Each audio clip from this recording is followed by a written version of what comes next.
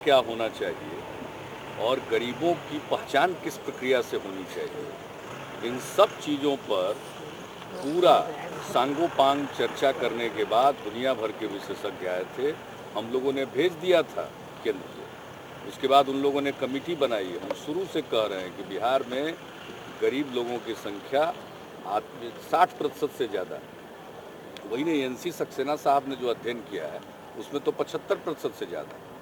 तो बहरहाल इतना तो तय हो गया कि जितने लोगों को केंद्र सरकार बिहार में गरीबी रेखा के नीचे मानती है वो सही आंकड़े से बहुत ही कम, और उसी के आधार पर राशन, किरासन और दूसरी सुविधाएं मुहैया कराती है, आवंटन देती है। तो बिहार के साथ अन्यायपूर्ण है। और बार बार जब से हमारी सरकार बनी है 2006 से ही इस प्रश्न को हम अनवरत उठा रहे हैं। तो आज जो कुछ भी आया है वो बहुत हद तक साबित करने के लिए पर्याप्त है कि हम लोग जो कहते रहे हैं वह सही।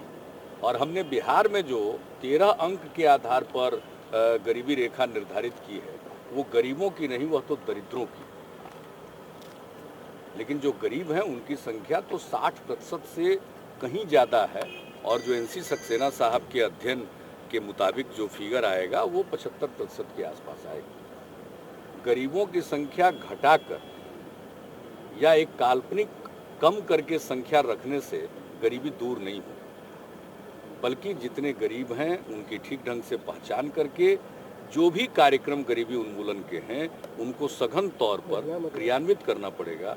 तभी बिहार जैसे पिछड़े राज्य से गरीबों की संख्या काल्पनिक तौर पर हर 5 साल पर 10 साल पर घटा देते हैं। और एक जिसको कहिए कि एक कल्पना में जीते हैं, अपने द्वारा मेक बिलीव वर्ल्ड में वो जीते हैं, अपने द्वारा बनाई गई दुनिया में जीते हैं कि हमारे यहाँ से गरीबी अब समाप्त होने पर है। तो ये तो अपने द्वारा बनाई गई दुनिया में जीने के समान है, ये अपने को धोखा देने के समान है। इसलिए जो भी आज रिपोर्ट आई है वो रिपोर्ट इस बात को प्रमाणित करता है कि हम लोगों ने जो स्टैंड लिया है वो कितना सही है। और इसलिए जब फूड सिक्योरिटी एक्ट का प्रारूप आया उसमें बिहार में गरीबों की संख्या को और घटा दिया गया। हमने पत्र लिखा और कहा कि इस प्रकार से एक बनावटी ढंग से गरीबों की संख्या को कम करने से हम खाद्य सुरक्षा के लक्ष्य को हासिल नहीं कर सकते। और इसलिए हमने कहा था कि अगर गरीबों की संख्या आप निर्धारित करते हैं तो पहचान करने का भी तरीका आप ही ढूंढ निकालिए। संख्या आप निर्धारित करते हैं, पहचान राज्य सरकारें करें। क्रेडिट आप लीजिएगा कि गरीबी रेखा के नीचे रहने वालों के लिए हमने फला फला योजना बना दी, राज्य लागू नहीं कर रहे और राज्य सरकार की बदनामी होती। लोग कहते हैं कि हमारा नाम छूट गया। यही तो समस्या है। मैं बार बार कहता हूँ, यहाँ के विपक्ष के लोग जब इस सवाल को उठाते हैं तो उनको भी मैं यही कहता हूँ कि ये जहाँ से नीति बनती है, जहाँ से मापदंड तय होते हैं, दिक्कत और गलती वहाँ है। और मुझे बहुत कुछ हद तक आज संतोष है। पूरे तौर पर तो तब होगा जब एनसी सक्सेना की बात मान ली जाए। 75% से ज्यादा करीब विशेष राज्य का दर्जा देने की बात साफ इनकार विशेष राज्य का दर्जा देने की मांग हमारी जारी है और बहुत दमदार मांग है। बिहार को अन्य राज्यों के साथ ब्रैकेट करना मुनासिब नहीं है। बिहार की परिस्थितियां भिन्न है। जितने राज्यों का नाम लिया जा रहा है ब्रैकेट करके, वहां कहीं भी बाढ़ की ऐसी समस्या नहीं है।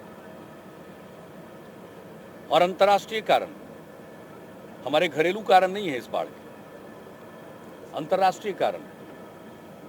इसलिए हर एक कसौटी पर बिहार क्वालिफाई करता है और मिलना चाहिए। इसमें सिर्फ यही नहीं होगा कि केंद्र प्रायोजित योजनाओं में 90% केंद्र देगा, बल्कि कई प्रकार के केंद्रीय करों में छूट मिलेगी जिसके चलते निवेशक यहाँ अपनी पूंजी लगाने के लिए आकर्षित होंगे।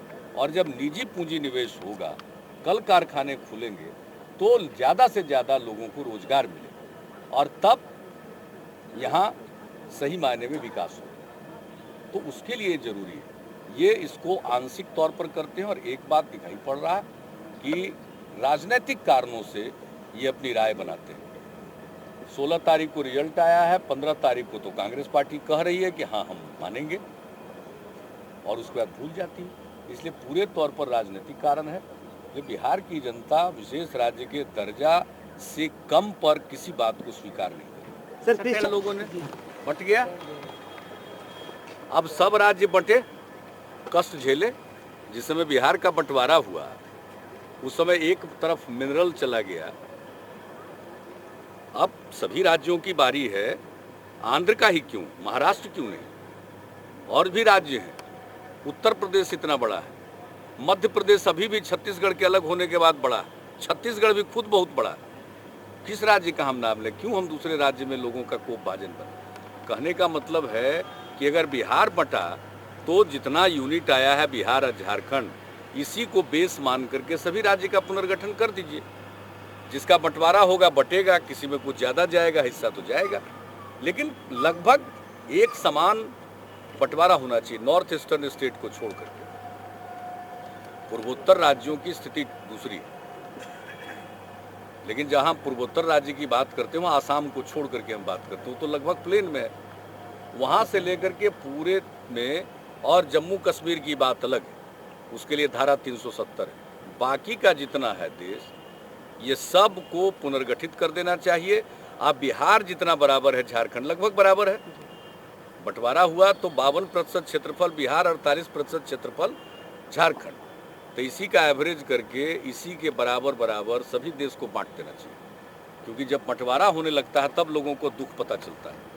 आज तो बिहार के लोगों के पुरुषार्थ के बल पर हम लोगों ने और हमारी सरकार ने मेहनत करके बिहार को एक वायबल स्टेट बनाने की दिशा में कदम उठाया है, वरना बिहार कहाँ से वायबल था। तो बाकी राज्य भी बटे तो हम लोग देखते हैं। सर अल्पसंख्यक क्रिश्चियन को लेकर जब मैं छोटे राज्य की बात करता हूँ, अब बिहार से भी छोटा नहीं होना चाहिए या झारखंड से भी छोटा, क्या मतलब, इतने बड़े राज्य ही बना दीजिए।